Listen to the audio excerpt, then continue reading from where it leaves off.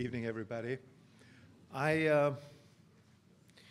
Since the Institute of Politics began in 2013, one of the great gifts, from my perspective, has been the ability to bring to our campus just a wide array of speakers representing the whole range of views in our political discourse, and so grateful for the generosity that they've chosen, the 600 or more speakers that we've had here in that time.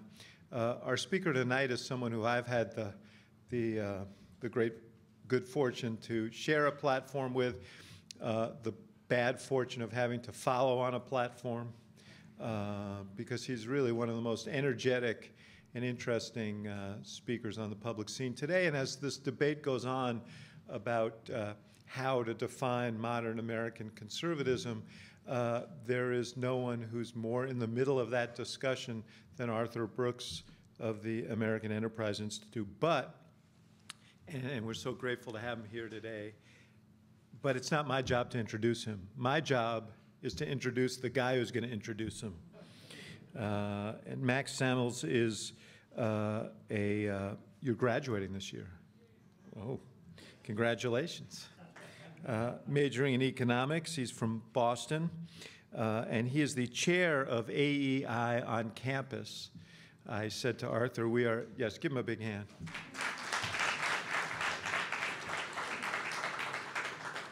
I said to Arthur, you see, we're a very diverse campus, and Max said, yes, we have 5 members. So I said, okay, we're a diverse campus. So with that, Max.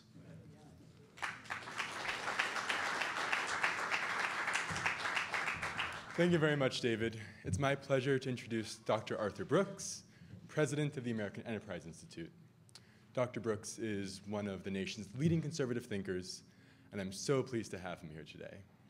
But before I tell you a little bit more about Dr. Brooks, I'd like to introduce our organization, AEI on Campus. AEI on Campus is a small group of students here at UChicago who works with our partners, like the IOP, to organize events like this and raise the level of public policy discourse here on campus. In the past, we've had Dr. Michael Rubin on foreign policy, Dr. Charles Murray on social change, and today, Dr. Arthur Brooks. In addition to leading one of the nation's largest and most successful think tanks, Dr. Brooks is a prolific author of the New York Times column, hundreds of articles to his name, and 11 books.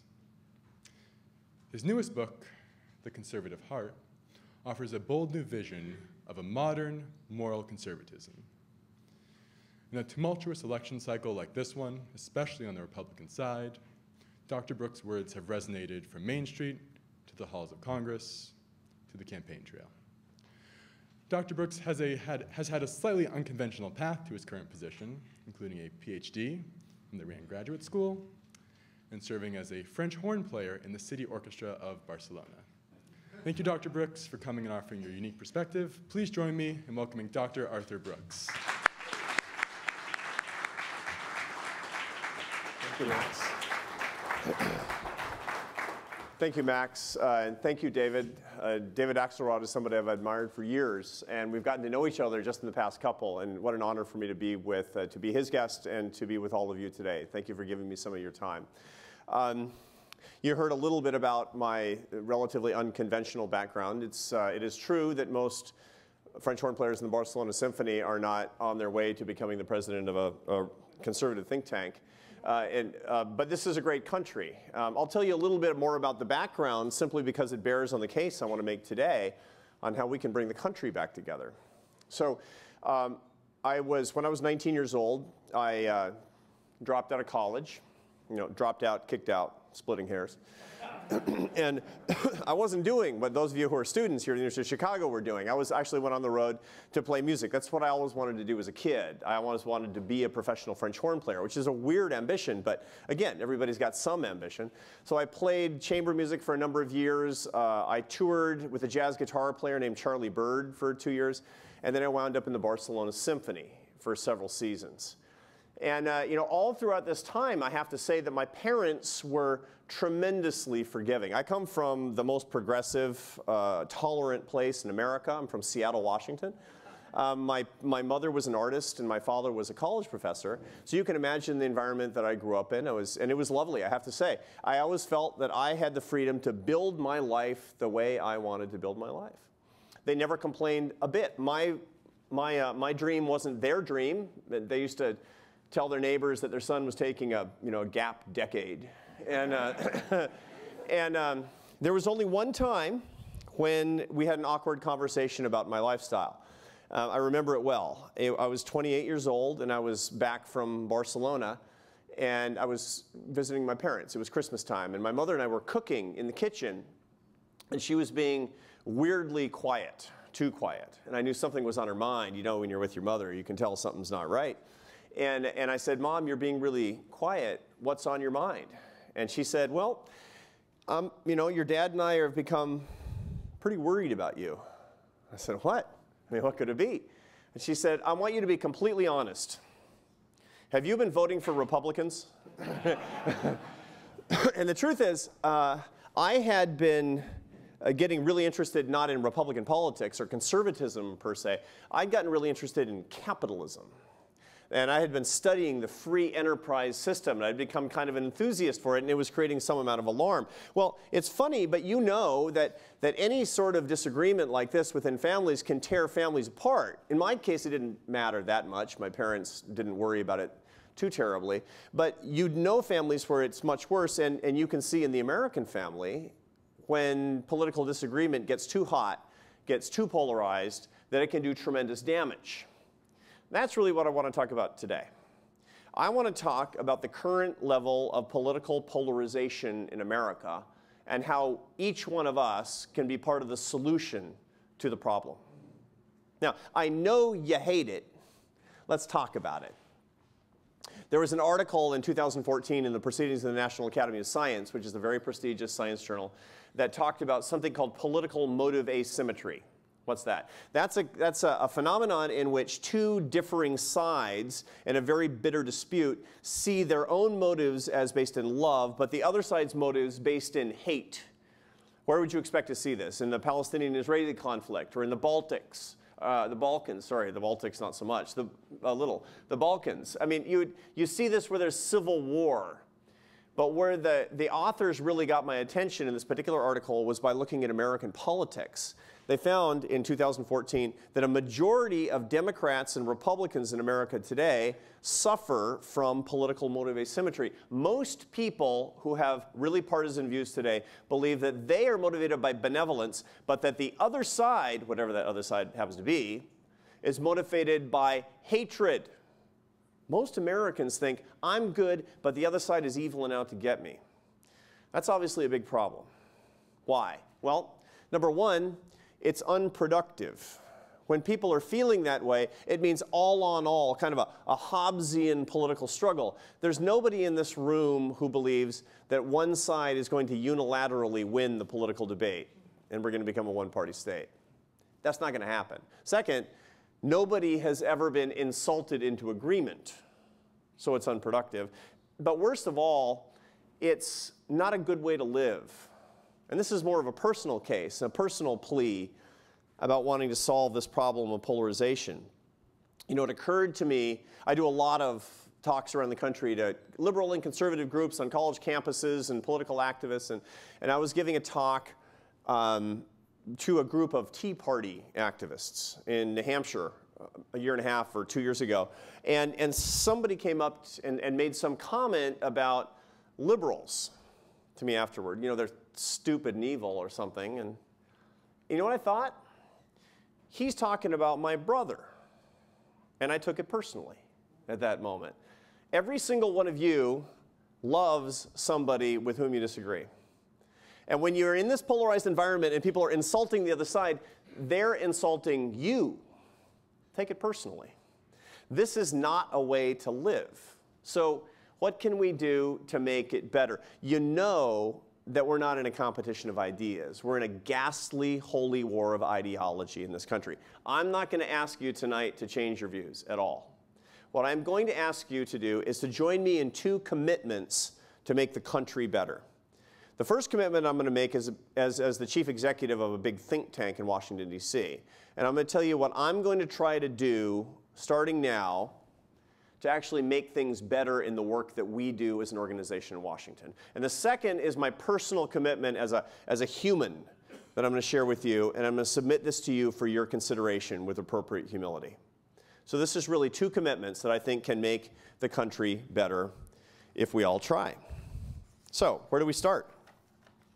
Commitment number 1, actually, let's start with a bit of analysis of the problem today. When you do public opinion polling that looks at the source of bitterness in this country, you find that it's really based in anger over desperation, in a sense that the country is leaving a lot of people behind. And that's not illegitimate. I'm an economist, and I'll tell you that it is no fiction that this country is not growing symmetrically. Economists like me, we tend to say on television, America has a 2.5% rate of economic growth, right? That's a lie. Here's the truth. The top 20% have a 5% economic growth rate, and the bottom 80% have a 0% economic growth rate. And it's been that way for 7 years. There was a confluence of events, a restructuring of the economy over the past 30 years toward globalization and an information-based economy with a ghastly financial markets crisis. And those 2 things came together, and they came together to marginalize the bottom half and even more of the economy. And people haven't seen progress. America is a country of progress. And when there's not progress, people get exhausted, and they turn to extreme political solutions and polarization. When I say America needs progress, it's pretty interesting. Many of you have lived in other countries, and it's baffling to people. You know, when I go back and I see my in-laws in Barcelona, you know, they say, why are people so frustrated? You know, nobody's missing meals in America today, or at least very few people are missing meals in America today. But you know, that's not good enough for us, is it? Only 13% of Americans today think that their kids are going to be better off than they are. That's a source of frustration because America is a country of progress. You know, none of your ancestors, if you come from immigrants, none of them were steaming into Ellis Island saying, sure is great to be in America where there's a better system of forced income redistribution. They wanted to make progress in their lives, and they want their kids to make progress. And when there isn't progress, which there isn't right now for a big part of the population, it becomes frustrating and people lash out. Stipulate that this is the problem. Now, I've made no partisan points. I bet none of you disagree fundamentally with the analysis. What tends to happen politically? And the answer is populism happens politically. Politicians exploit the situation to say, somebody's got your stuff and I'm going to give it back. What kind of people? Foreigners, immigrants, rich people, bankers. Somebody's got your stuff and I'm going to get it back. That's how the arguments always go. And that's what leads to the polarization. Inside parties, because one person is insufficiently pure, or buckle up for the general election that's coming up, between parties, which is going to get really ugly and full of hate. That's what we see. So the question really is then, how do we fight something like that? How do we deal with it? And we have to start by looking at the real problem. If the problem isn't, and I would argue that it is not, that someone took your stuff and we got to get it back, then let's look at the real problem with what it means to be left behind in America today. Chicago, your home, until relatively recently, was home to the greatest intellectual in the American Roman Catholic Church, Cardinal Francis George. Cardinal Francis George sadly died about 2 years ago of cancer. But before that time, when he was the Archbishop of the Archdiocese of Chicago, he really transformed the American church in a good, intellectually vibrant way. And I've always admired him for his intellect. But something else I've always admired him for is his fundraising ability. See, I run a nonprofit that runs entirely on the basis of philanthropy. And so when somebody's a good fundraiser, they really, really have my attention. And Cardinal George was a great fundraiser. So there's one occasion when Cardinal George was talking to his biggest donors here in Chicago to fund his poverty programs. right? A lot of really rich people, and he was talking about them giving money to serve the poor people in the archdiocese. And I was thinking, how is he going to ask them for this? I'm really keyed in. And here's how he did it. He said, the poor, they need you to pull them out of poverty. And you need the poor to pull you out of hell. And I thought to myself, I'm not going to use that for AEI, right? But you know, it got me asking a question. Do we need the poor? Think about it in terms of our whole country, not conservatives and liberals or Democrats or Republicans. Does America need the poor? Stupid question, right? But not an inconsequential question. This country was built on the poor. There are words on the bottom of the Statue of Liberty. Give us your poor. Does that mean anything? It did. It did certainly as recently as when my parents were children, when the idea of the ambitious riffraff from the rest of the world, which are our ancestors, would come to this country and build this country. But does it still mean something today? I would wager that it doesn't actually mean something today. I think that we've moved from an environment where the poor and all of us are assets to develop for a great country, and they have become liabilities to manage. Think about it. Think about the right-left arguments that were going on in the 40s in this country, where the right was talking about the necessity of strong economic growth, and the left was talking about the necessity of big government programs that would create a whole lot of jobs. Those were asset development policies, where people could really be propelled upward and take the country with it. Today, it's more like an argument between expanding the safety net and building prisons, which are liability management policies. The whole argument is devolved downward from assets to liabilities as regards the poor. How do we talk about poor people? We want to help them, right? No. We need to need the poor. That's what our policies need to do. Our country needs to need every person. And if we have policies that do that, then we don't need the rhetoric that we've heard. Now, I understand that it probably sounds kind of idealistic, but let's think about what that actually means to a person who's actually marginalized, somebody at the periphery of society. My organization, AEI, is deeply involved in the delivery of services to understand the best practices in how public policy gets delivered at the unit level, the level of the person who needs and who deserves services. Okay, particularly in poverty. And one of the poverty programs I'm most interested in these days is a homeless shelter in New York City. It's called the Doe Fund. Now, the Doe Fund specializes in the people that are least lovable. See, it's actually kind of easy to love the unloved. It's hard to love the unlovable, the people who have done things that seem to have set them back. So who does it specialize in? Men who have come out of prison after felony convictions and long incarceration, who are substance abusing and homeless and who abandon their families. 5 strikes. That's what this program specializes in. And what does it do? It sets them on their way toward prosperity and success through work, because the philosophy of this program is that work brings dignity and work brings meaning to our lives. And you know what?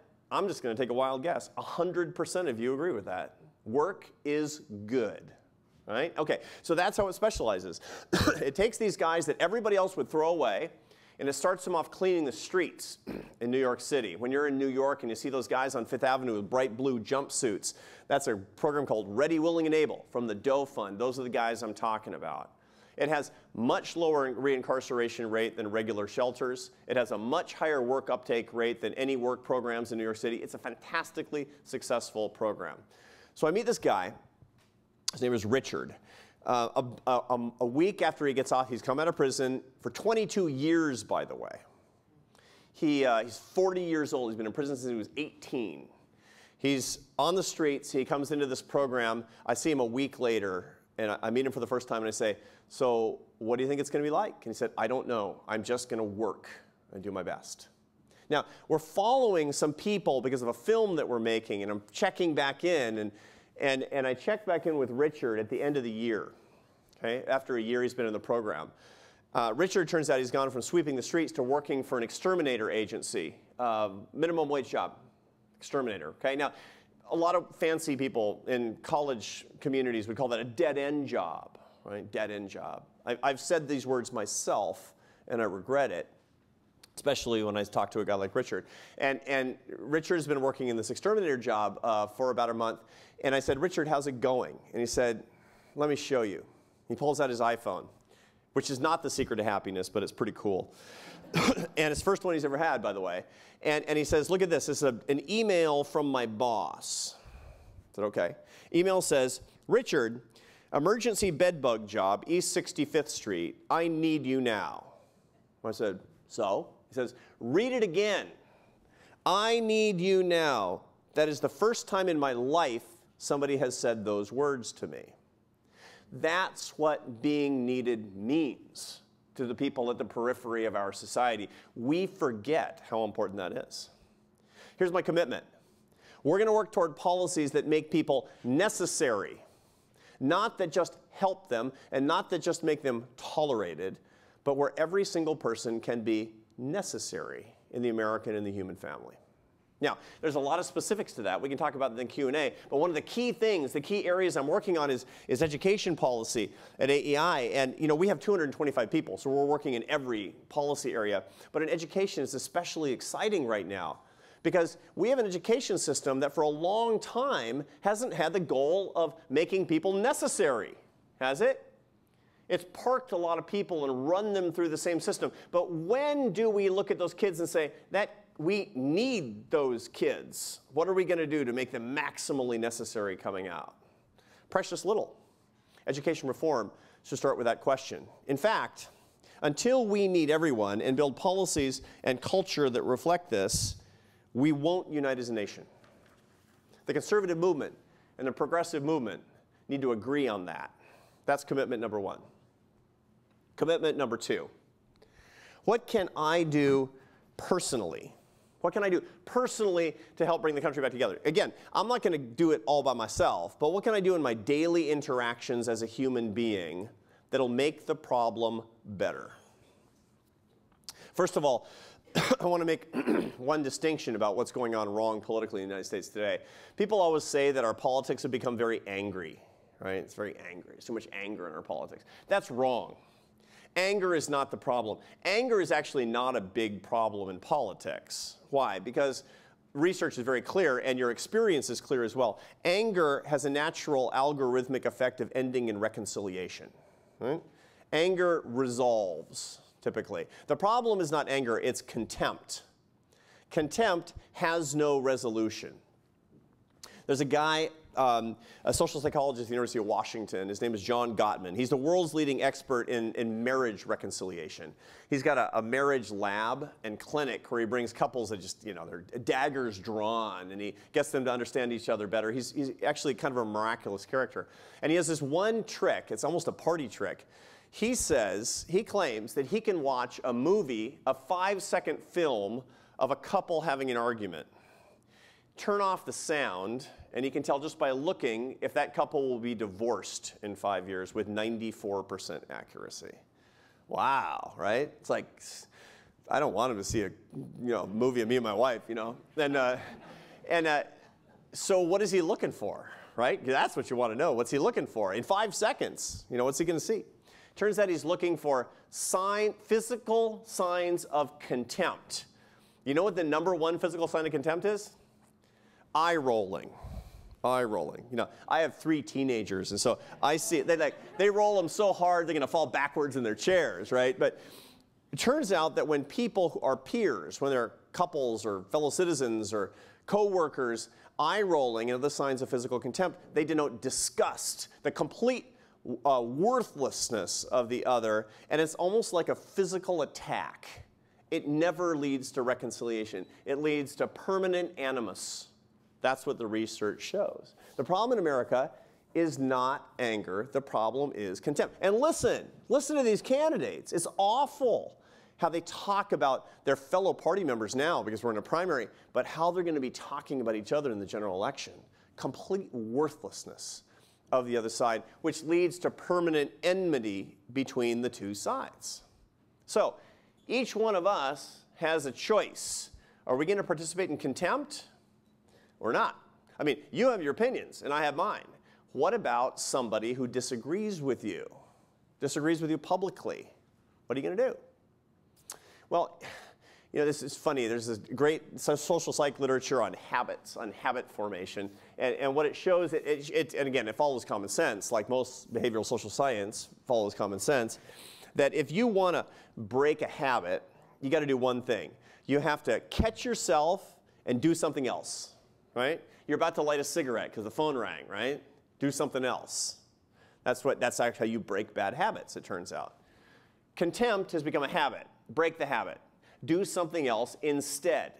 I was racking my brain. What do I do instead? If I want to solve this problem, look, I'm the head of a big institution. I write in the New York Times. I have every opportunity to display contempt. What am I going to do instead next time that jolt hits me? And I was thinking back to an experience that I had that was really illuminating for me. It happened in 2006.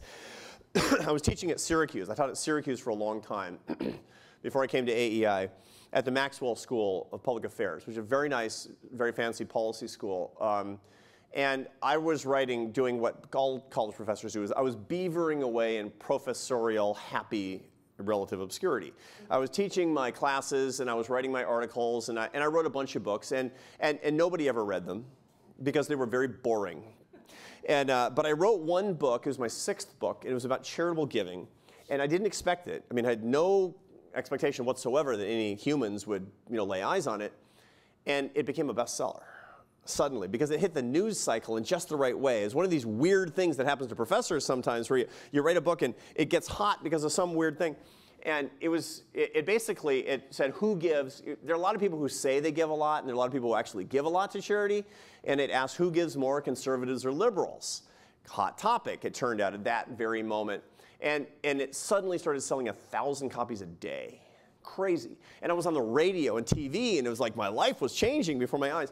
A week after it came out, I was on Rush Limbaugh's radio show, much to the great consternation of my friends in the faculty lounge, I assure you. And I started getting feedback from people all over the country, just unsolicited email, because my email was really easy to find. And I would always read those emails because, I wasn't used to people writing to me. So about 2 weeks after the book comes out, I'm sitting in my office. It's a Wednesday or Thursday afternoon, and an email pops up, and it gets my attention. And it starts off, it's from a stranger, a guy in Texas. It says, "Dear Professor Brooks, you are a right-wing fraud." Very unpromising way to start, right? But I keep reading. And I realize that this email is thousands of words long. It's going to take me 20 minutes to read this email. And so I start reading, and I see very quickly that this guy is refuting everything in my book. Every table, every regression equation, every pronouncement I make about the data, every positive accusation that I make about this group or that group. This is wrong, your data are wrong, you should have looked at this. And I get halfway through the email, and I'm thinking, I can't stop thinking one thing. He read my book, right? So I decided to just tell him that. Why not, right? So I wrote back, "Dear so-and-so, it took me 2 years to write that book. And I didn't think anybody was going to read it. And you read the whole thing. And so I could just argue with you, because obviously I disagree with what you said, but you know what? Thank you. Thank you for your interest in my work." Send. I go back to work. 15 minutes later, a response pops up. "If you're ever in Dallas and want to get dinner, right, we're buddies now." Like, he wants to go out to dinner with me. This is a guy who said I'm a fraud 15 minutes earlier, right? Weird. I thought to myself, power. This is a source of power. I felt like I dug up gold in my backyard, that I had accidentally answered this guy's contempt with a little bit of kindness and a little bit of appreciation, a tiny bit of gratitude, and suddenly I'd turned an enemy into a friend. I did it by accident. I'm not such a good character. I did it by accident, right? Okay. Now that set me on a trail for something. So when I'm trying to sort out this problem right now, I feel contempt. What do I do when I feel contempt? I went to my teacher. Okay? My teacher is the Dalai Lama. Okay? I'm a Catholic. I'm not a Tibetan Buddhist. But I have a long-standing friendship with the Dalai Lama. AEI has a collaboration with His Holiness. We do stuff at his monastery in Dharamsala in the Himalayan foothills.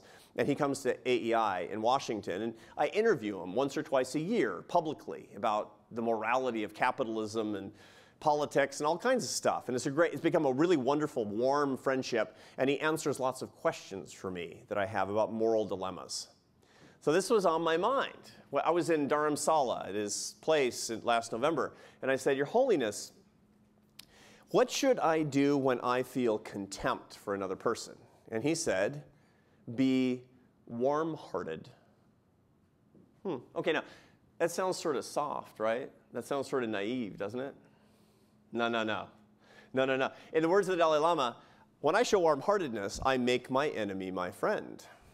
Think about that in his context. For those of you who don't know the Dalai Lama's background, this is the spiritual leader of the Tibetan people. He led his people into exile when he was 16 years old, where he was forced from his home in Tibet at the point of naked communist aggression. He was kicked out of China, poor, leading a diaspora of Tibetans into a foreign country, penniless, silent. What was going to happen? Well, he was going to disappear, right? Wrong.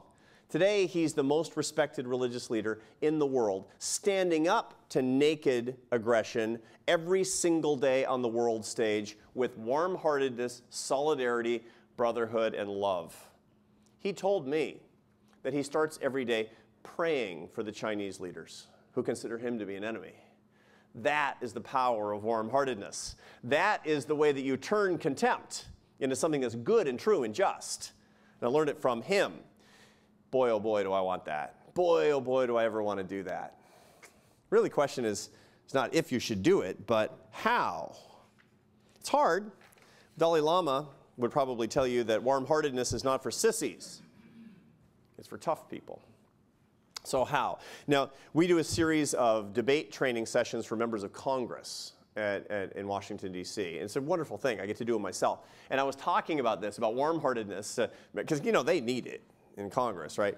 And one of them, puts up his hand gamely. I say, yeah, what's on your mind? He says, I don't feel warm-hearted. How do I make myself be warm-hearted? There's an answer. There's an answer. This goes back to the research, the social science research. Here's the answer. Don't feel warm-hearted? Fake it. Fake it. So in the late 19th century, there was a sociologist, a French sociologist by the name of Duchenne. And Duchenne really had one thing that he was trying to achieve in his career, which was to catalog the human smile. Okay? Now, he just basically wanted to see all the different types of human smiles. You could, get tenure for anything back then, too. And Duchenne, he was traveling around the world. He got to Papua New Guinea and Japan and Switzerland and every place because he wanted to see if smiles were cultural or whether they were physiological, right? Turns out they're physiological. There are 19 types of human smiles. 18 of them are not associated with happiness. Who knew? I mean, there's a lot of research on this too, by the way. Did you know that 85% of laughter occurs not in the context of humor? It's a social lubricant. Somebody says something you agree with, you like somebody. That's not funny. That's what happens all the time. You smile, you laugh, most of the time because not something's funny and not because you're happy. Sometimes you're faking it, right? This is like this. That's the flight attendant smile. There's smiles that occur because people are simply doing their jobs, right? There's one type of smile associated with true human happiness, which was called, in honor of this professor, the Duchenne smile. What is it about the Duchenne smile that makes it different? The answer is it employs the orbicularis oculi muscles, which were right in the corners of the eyes. They give you crow's feet. You can look at somebody who's in their 80s and know whether or not they've done a lot of authentic, happy smiling because they tend to have crow's feet. This is what we should have as an objective. This should be our goal, is to have crow's feet, right? Because that means you're happy. You're really showing it, right? Okay, now ordinarily the orbicularis oculi muscles, they contract involuntarily because of the sensation of happiness in the medial prefrontal cortex. But in the 1990s, 100 years after this research was performed, a group of social scientists asked the simple question, what happens if causality can work the other direction? See, we were starting to learn in psychology that in fact, you can trick your brain with certain activities. Psychologists were telling depressed people in behavioral therapy, act as if you weren't depressed. Get up, put on your clothes, go out, have lunch, do what depressed people, do what not depressed people do, and you'll start fooling your brain into feeling better, at least a little bit, right? Okay, so there's all this research going on, and somebody said, what would happen if I manually stimulate the orbicularis oculi muscles? Will I feel happier? Does it go the other direction? So they did this. They got a bunch of undergraduate students together in the laboratory, because you always use undergrads. They're cheap and they'll do anything. And they asked them to scrunch up their eye muscles for 20 seconds as hard as they possibly could, and then they measured the brain activity that was associated with true human happiness. And the basic result is, if you smile like a lunatic with your eyes in the mirror for 20 seconds, you'll be happier for an hour. Okay? Good advice. You should do this. But that's not my point. My point is, if you fake it, you will become what you want with respect to virtue, with respect to happiness, with respect to good feelings. So do this. Practice warm-heartedness, and you will feel warm-heartedness. And this is what I'm really trying to do. Now, by the way, does any of this mean that you should change your ideology? I'm asking you to be warm-hearted with people with whom you disagree. Does that mean you should just get into some sort of mushy ideological middle? No. Look, I'm an actual conservative. I think I'm right. But that doesn't mean I think you're bad if you disagree with me. That doesn't mean I should treat you with incivility or disrespect, because you know what? It's possible that I'm wrong. It's possible that you're right. And I know for sure that you're my fellow humans and my fellow Americans. And I don't want to be mean. That's not what I want. I'm asking you simply not to treat difference of opinion as an ideological holy war, but rather as a competition of ideas, which is what we really need. Okay, so what can I suggest to you as a practical matter to promote a little bit of this warm-heartedness? Here's a suggestion. It comes from a famous self-improvement writer from the early part of the 20th century named Dale Carnegie. Many of you have read his books. His greatest book with a terrible title that you've read but forgotten is How to Win Friends and Influence People. It sounds like a way to bend people to your will, doesn't it? It's not it at all. Here's the beauty of it. How to Win Friends and Influence People is actually a guide to ethical, moral living.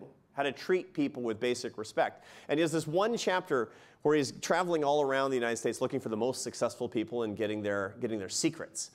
He's in New York, and he's on Broadway. And in those days, Broadway wasn't lavish musicals. It was variety shows largely.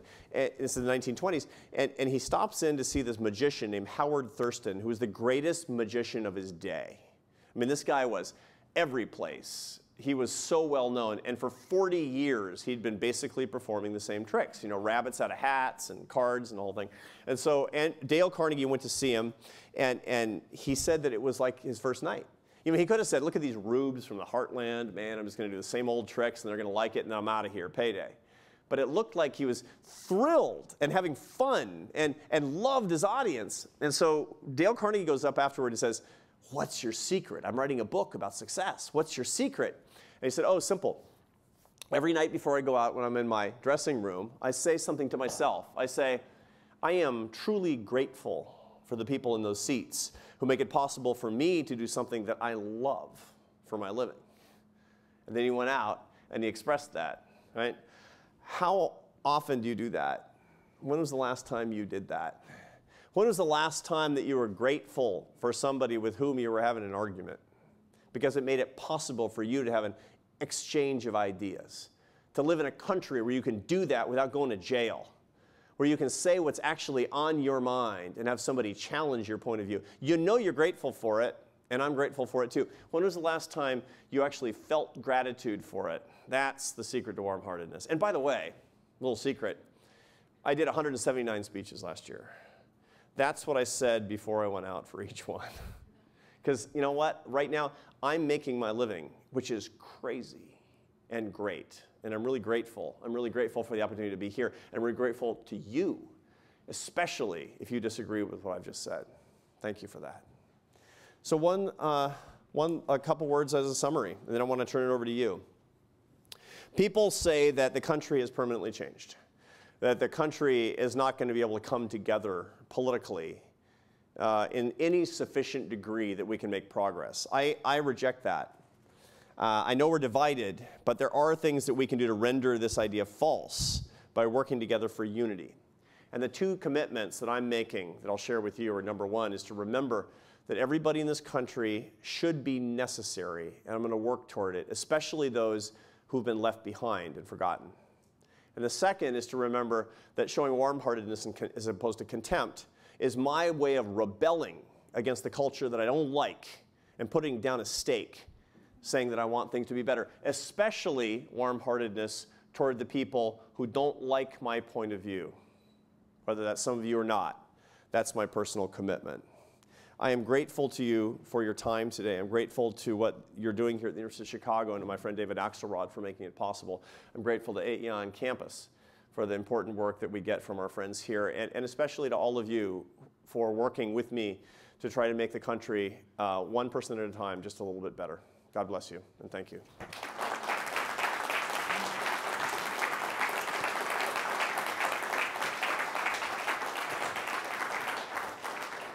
All right, so we have time for Q&A as much as you like. I'm looking forward to hearing what's on your mind. Who wants to start? I think we've got, how's it going to work? We have microphones, and I don't even think we need them probably. Oh, we're recording, so we do need them. Yeah.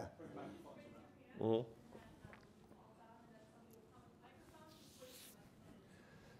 That's terrific. We have two on this side, one up here. We got a bunch of hands in the air. Thank you, the intrepid souls that are kicking it off. We'll start here right in the back. Yes, sir.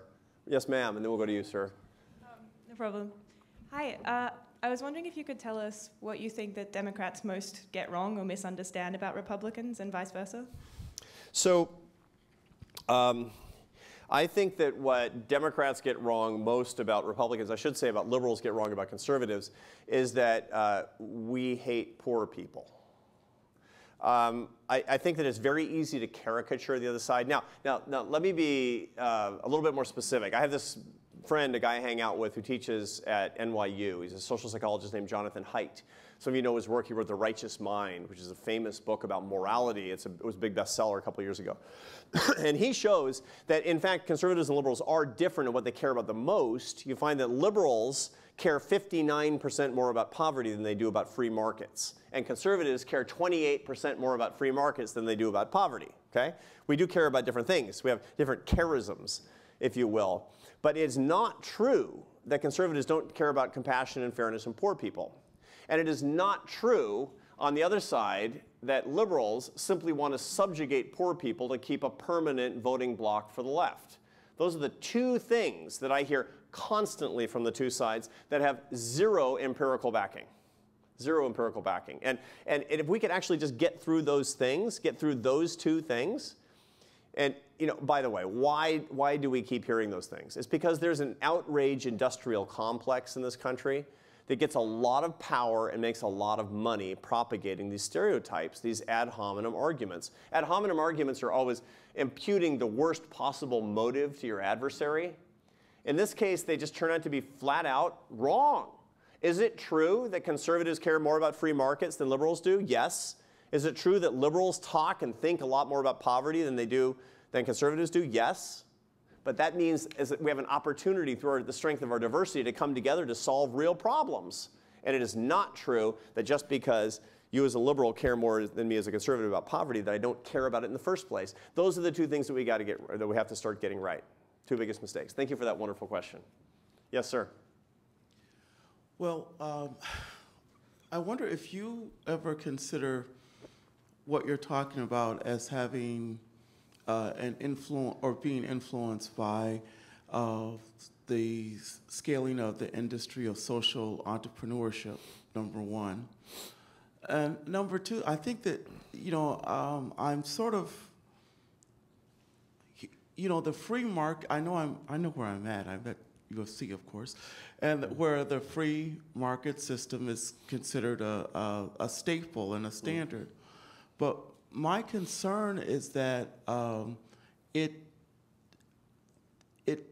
doesn't alleviate the need for a public response or a communal response, because in its failing, it seems that it leaves more or less a mess for somebody to clean up, just not them.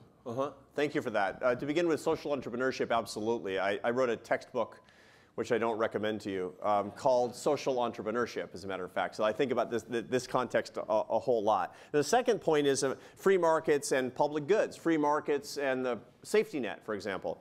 You know, one of the misconceptions that we have is that there's an antagonism, necessary antagonism between the idea of the free enterprise system and a social safety net. My own belief is that the greatest achievement of the free enterprise system is the ability for the first time in human history to provide a social safety net. It's incredible. It's the largesse of capitalism that's made it possible for all of us to help provide solidarity and care for our brothers and sisters that we've never met, so that people don't fall too far and that we can find a way to share more opportunity. And many times the best way to do that is through the public sector. Radical stuff, right? Not really. You know where I got that idea? Friedrich Hayek, probably the most prolific and influential economist in the conservative and libertarian movement of the 20th century, who taught here. That's important for us to remember. Anybody who tells you that free enterprise is incompatible with a safety net doesn't understand either. We can do both. And what we should be arguing about in right and left is the extent to which the safety net alleviates different levels of need. That's, in other words, how far up it goes and what it does, not whether it should exist in the first place. Thank you for that wonderful question. Let's go over to this side, because I've been favoring the right, like usual.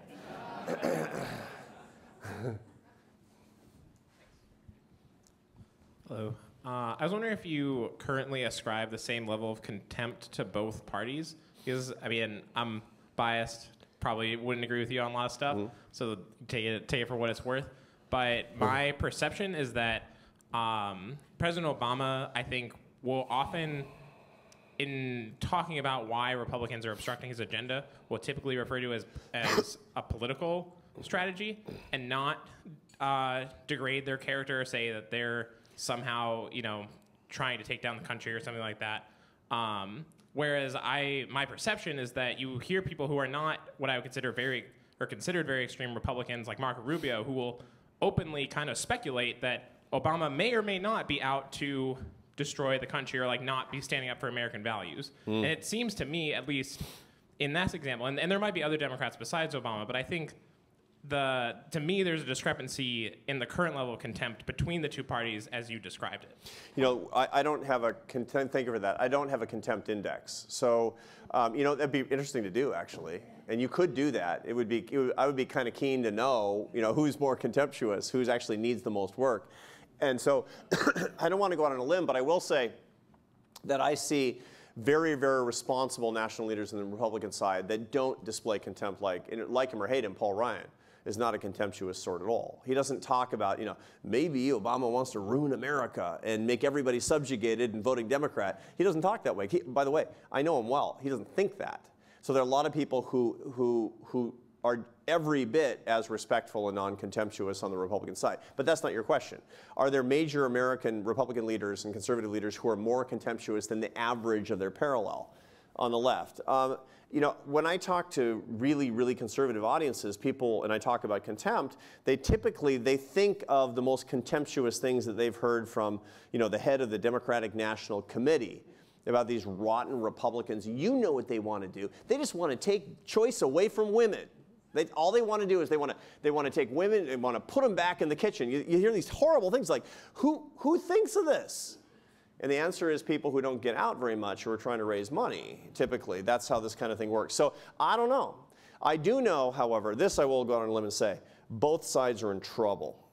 And that each one of us can, where you have influence, you should exert influence. And if it makes one side much better than the other, and that actually helps the market for your side, go to it. I want a better country, and competition is going to get it done. Thank you. All right, we're going to stay on this side, then we'll go over to this side. Yeah, right in the middle here.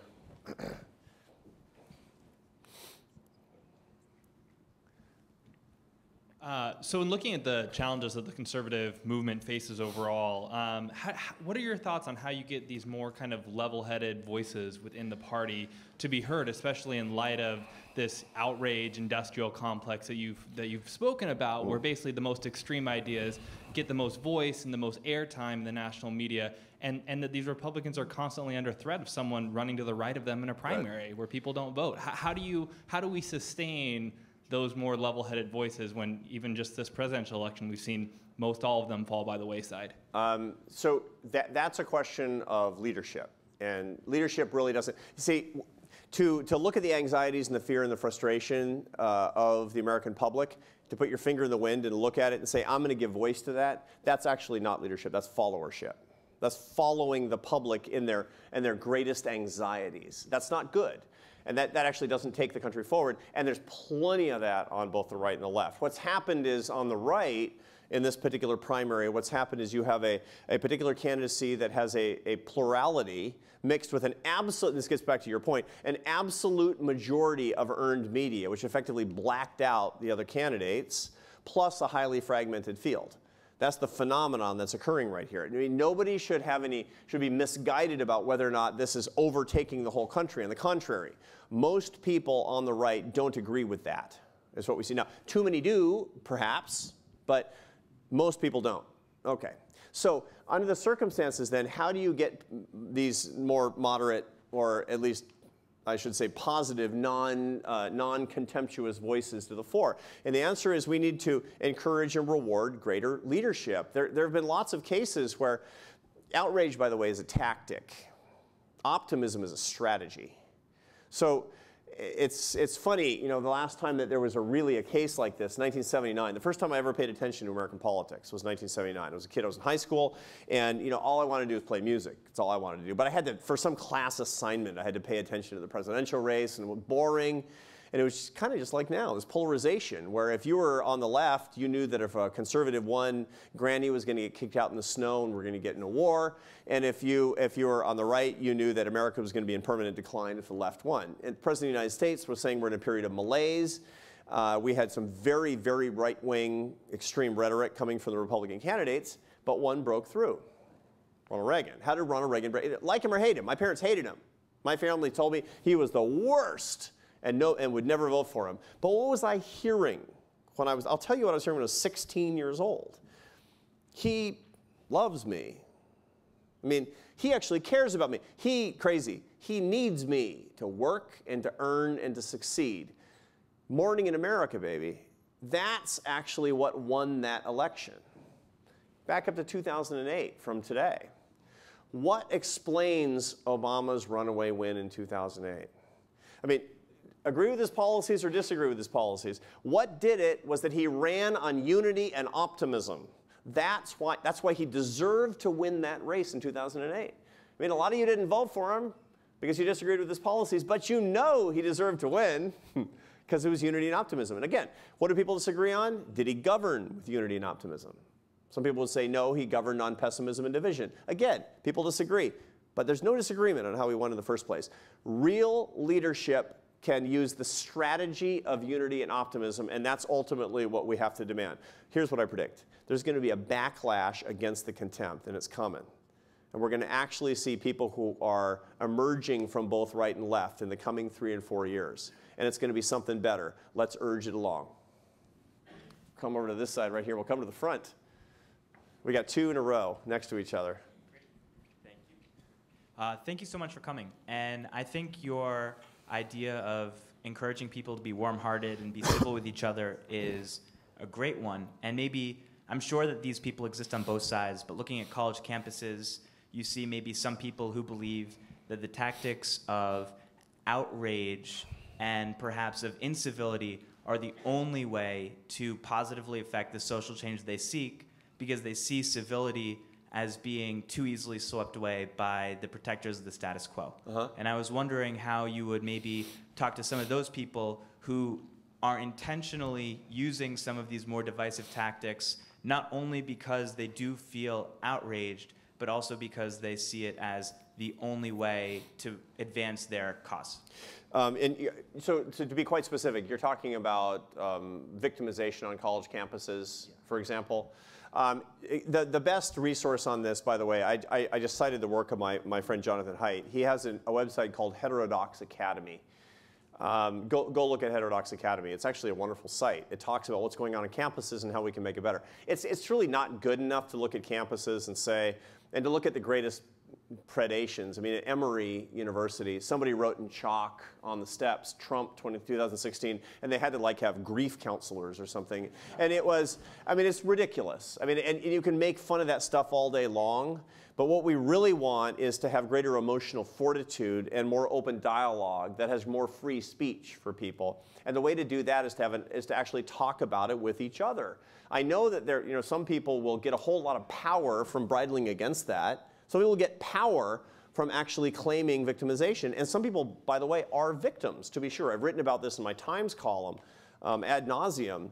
But I actually think that a lot of us can do a lot better, particularly when we work together as conservatives and liberals to fight against the culture of victimization, which ultimately hurts the victims the most. In all of these arguments, I find, and I honestly believe, that we do the most good when we remember the people who are hurt the most. Right? I mean, I'm not that worried that a culture of victimization is going to marginalize college Republicans. I'm not worried about our guys in AEI on campus. You're tough, you're strong, you're smart, you're going to be fine. I'm worried about the people who consider themselves to be victims and play into the sense of trying to accumulate power from somebody who already has a lot of power. That's what's really dangerous to me. Fight on behalf of people who need you to fight for them truly because they're marginalized and at the periphery. And when you do that, you're going to find yourself defending people you disagree with a lot, but that's satisfying, and that actually has a much greater chance of solving the problem. To be an activist for the people who are weak. Thank you for an excellent presentation. As I understand in politics, one of the main reasons you vote for someone is because you like them. And you're a teacher, you've taught at Syracuse, and you teach constantly. If you were giving advice, I'm going to use an example of Ted Cruz. Yep. Bright, Harvard, Princeton, Supreme Court Justice, clerk, and yet people say they don't like his presentation. Now, if you were his teacher, and this could go for any of them, how would you teach them to be a little bit more presentable and maybe get people to like them, if that's possible? So thank you. This is exactly what we're talking about in our debate training presentations for members of Congress, for all the people who are interested in Congress and understanding this. Not just how to be liked better, how to be understood better, and how to get your point across much more effectively.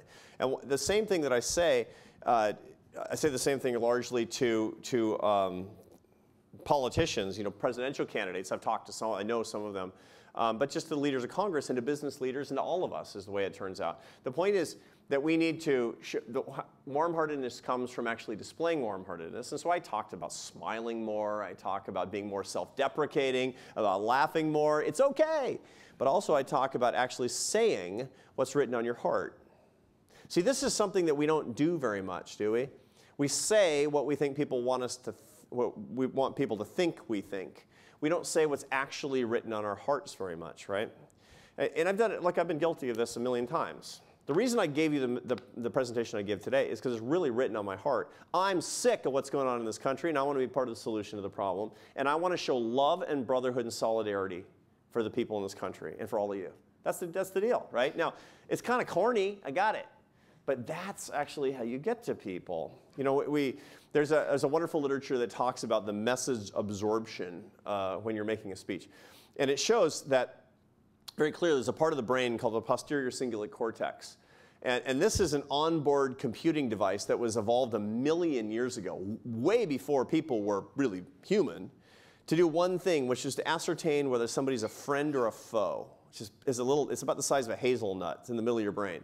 Okay? It's way before your prefrontal lobes made you who you are. You have this thing. You hear footsteps coming up behind you. Is that a predator? Is that somebody who wants to mate with me? Right? Important distinction. You have a piece of your brain that tells you which is which. Okay, how do we use it now? In social situations. Okay, this thing basically, you see somebody on TV or somebody gets up and gives a speech. You decide whether or not that's somebody that you like or not, how fast, and unconsciously, how fast? 7 seconds. It takes 7 seconds. Each one of you made a judgment about me in my first 7 seconds. Why is that important?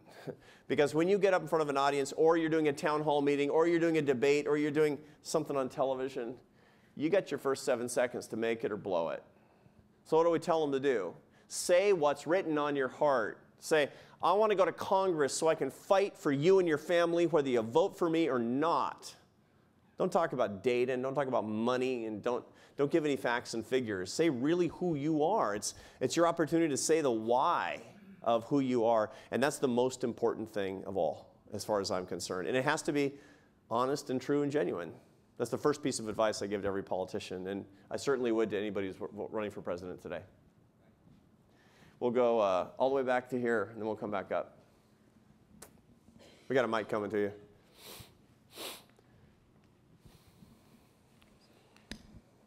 Thank you. How do we achieve your worthy goal, and appreciate the presentation, how do we achieve your worthy goal in a time when general journalism is a broken business model?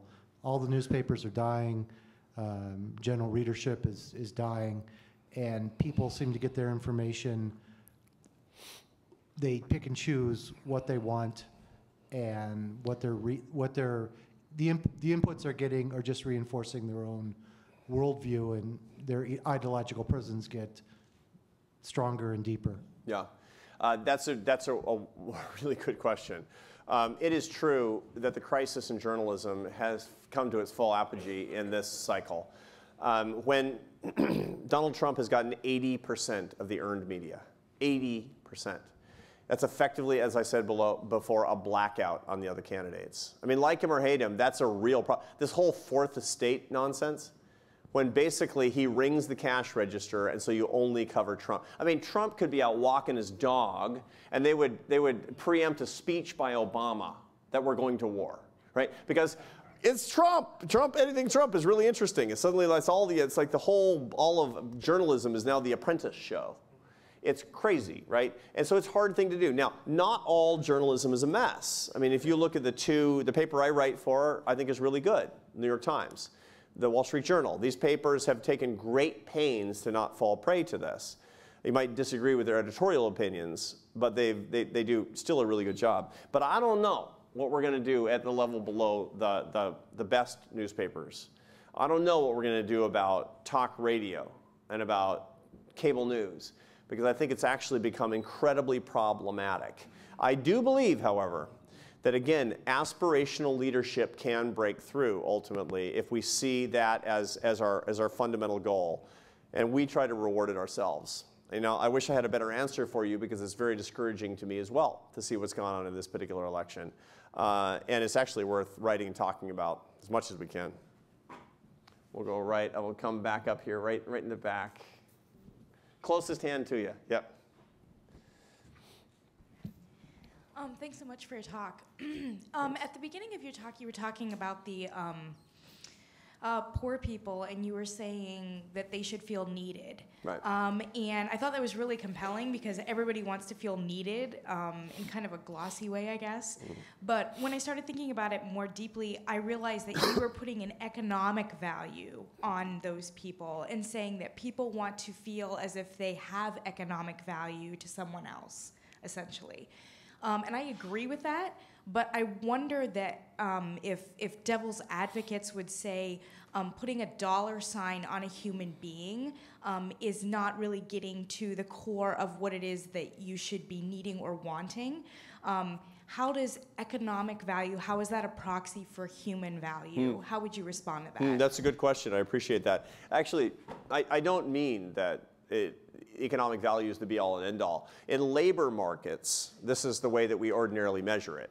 And again, labor markets are really important, because the example I gave was the way that we can re-engage the poor in this country to build a country that is prosperous to all. So that's a legitimate thing to do, but in point of fact, that's not adequate for making everybody feel needed.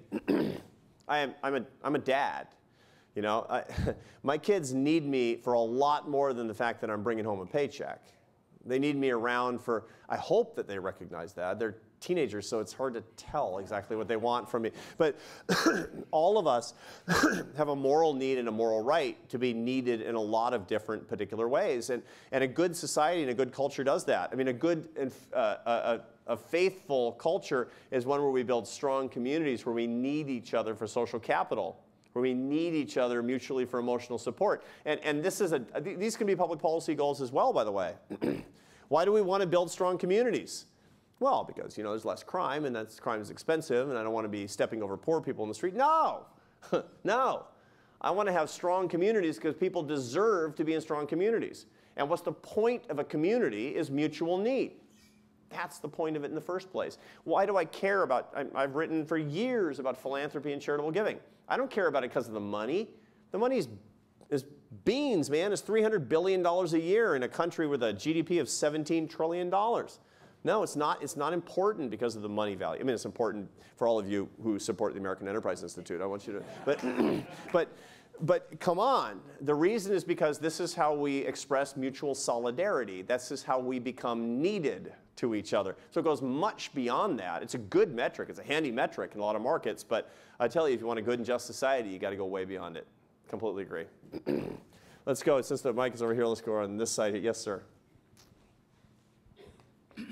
For those of us that are reading and looking for good ideas and innovation wherever we can find it, is there some opportunity for organizations like AEI and maybe Brookings to collaborate and to foster up some notions of applied innovation that might give those who feel on both sides that a good idea is a good idea, that there could be some support for thoughtfulness behind those ideas? And for organizations like yours and others, are there some ways where this is happening, where you're collaborating with strange bedfellows to produce results that others can say, well, why don't we act on some of these bipartisan good ideas? Yeah, good. Thank you for that. And we just came out with a beautiful new report. Our scholars in our poverty program at AEI, we're working with the scholars in the poverty program of the Brookings Institution on the AEI Brookings Joint Report on Opportunity.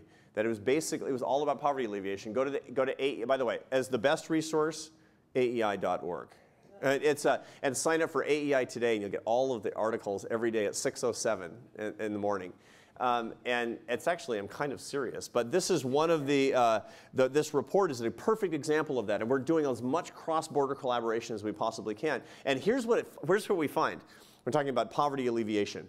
There are about 20 things that we should do to solve poverty. About 15 of them we agree on. This is an amazing thing. If 75% of the ideas on poverty alleviation we agree on between the center right and the center left, we can make a lot of progress.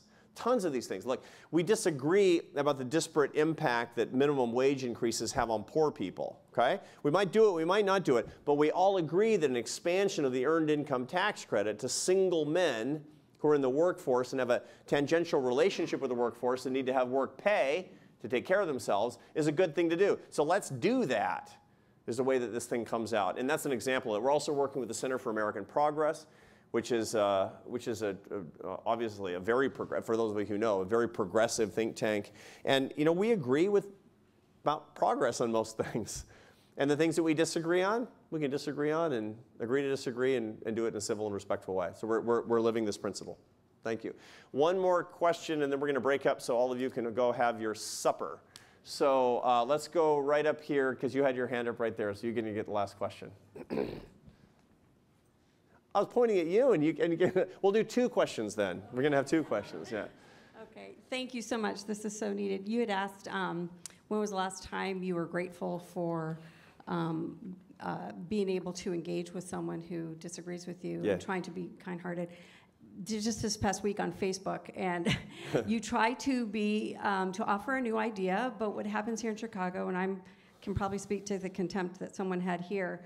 I used to be a huge liberal, and now I'm a conservative, and I can talk to you about contempt levels. The contempt that I received on Facebook was, it hurts, and so I think you have a lot of people. I mean, this guy was asking about the extremes. How do you get the extremes?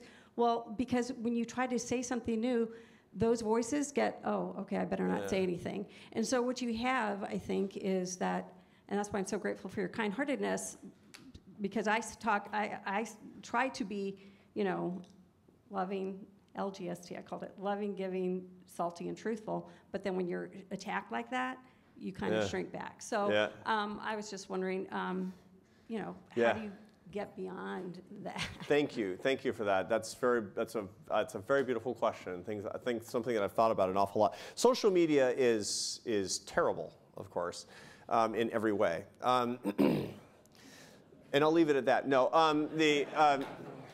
the problem is anonymity. Anonymity is a big problem. So when I first started writing a column in the New York Times, I mean, I'm a conservative writing in the Times. So I'm getting all contempt I mean, I could write a column saying, I love puppies, and all the comments would be like 100% negative comments. You, sir, have actions that don't match your word. You hate puppies. I mean, it's the worst, right? And when I first started writing it, my publisher, Arthur Sulzberger, who's become a really good friend, he says, you want a piece of advice? I said, yeah. He says, don't read the comments, right? It's his paper, right? So it's true that anonymity is a real problem. However, I think it's a huge opportunity. It's a huge opportunity. See, in unjust criticism and expressions of contempt, there are two things that each one of us gets. There's a lesson to learn and a test to pass each time, right? So they say, I get to answer anger with love. I get to answer contempt with love. This is my opportunity to post a response that said, I'm sorry you disagree with me, but I hope you enjoy your day. I mean, I realize that will drive the person even crazier and make them hate you more. But this is, but think about it. Think about it. How many opportunities do we get to actually answer anger with love? This is really the best possible chance that we get to do it. Is it exhausting? It's terrible. It's terrible. But I tell you, you get better and better at it. You get better and better at it. Sometimes I do read my comments because my kids are always reading, Dad, did you see what this guy wrote about you? Right? And it gets easier, and it builds up your emotional fortitude. You had one follow-up? Yeah, because they weren't anonymous, and what I was looking for was an exchange of ideas. Yeah, I know. And there was no idea of the homonym. Yep. And then you get the Solomonsky kind of tactic to pick your target, freeze it, and demonize it. Yeah. And that's prevalent here in Chicago. Yeah, it's prevalent all over the world. And if we were in Waco, Texas, and you were a liberal, it would be the same problem in reverse. Absolutely. And so if you can't have a competition of ideas and you can't have a conversation that's civil, it can't happen, then you can express love and walk away. That's it. And that's a good thing too. The last one.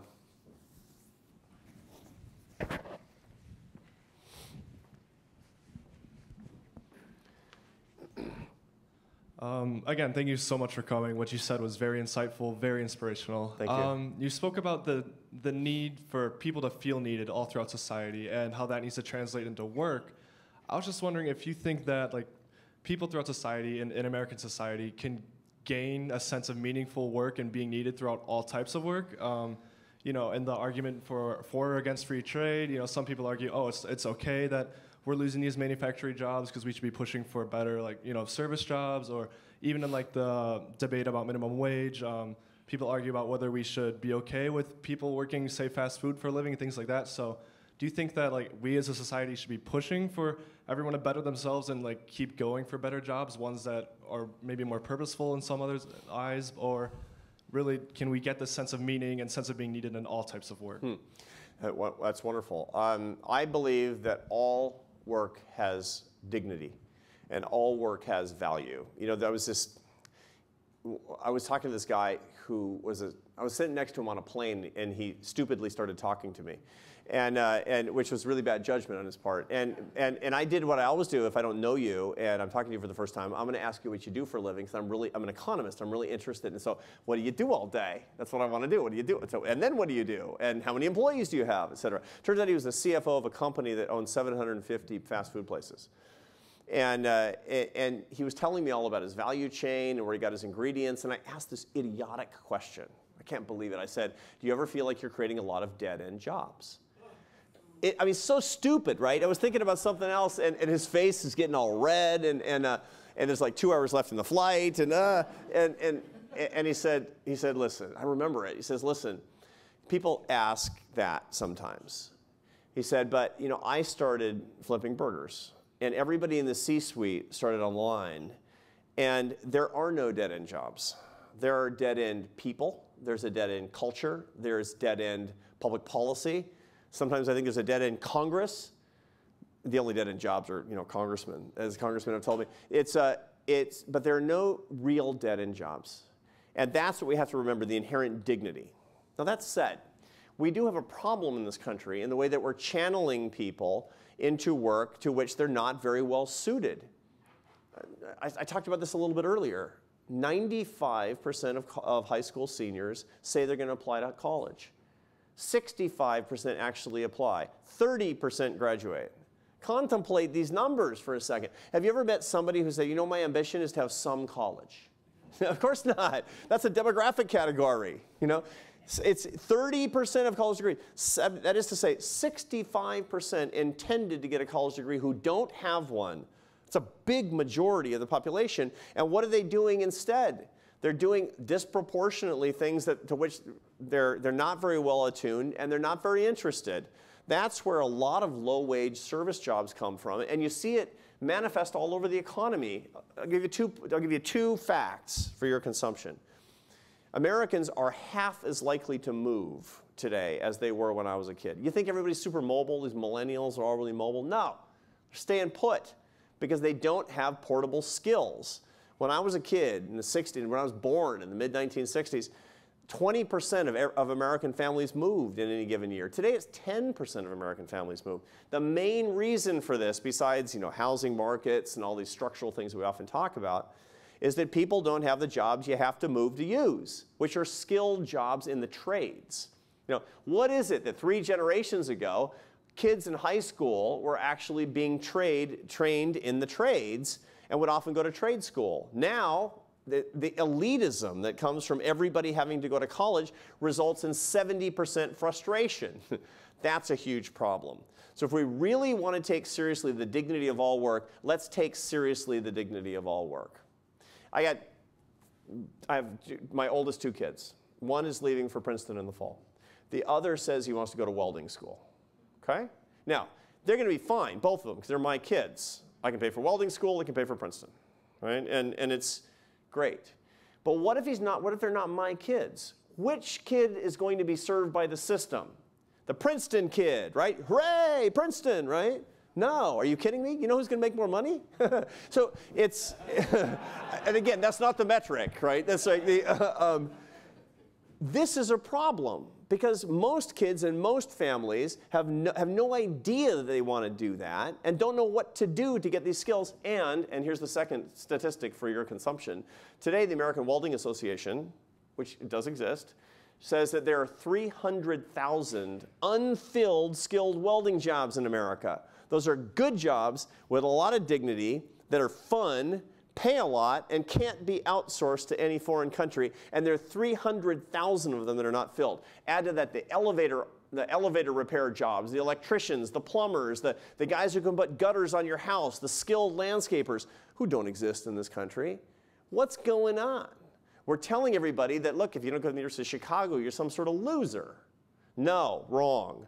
Let's find out what you like, let's find out what you can do, and let's train you up, and let's crank them out into a country where everybody is treated with this kind of dignity. The kind of dignity that you get because you're at this great university. That should be our social goal. Because if we're all brothers and sisters, we're all brothers and sisters. God bless you. Thanks.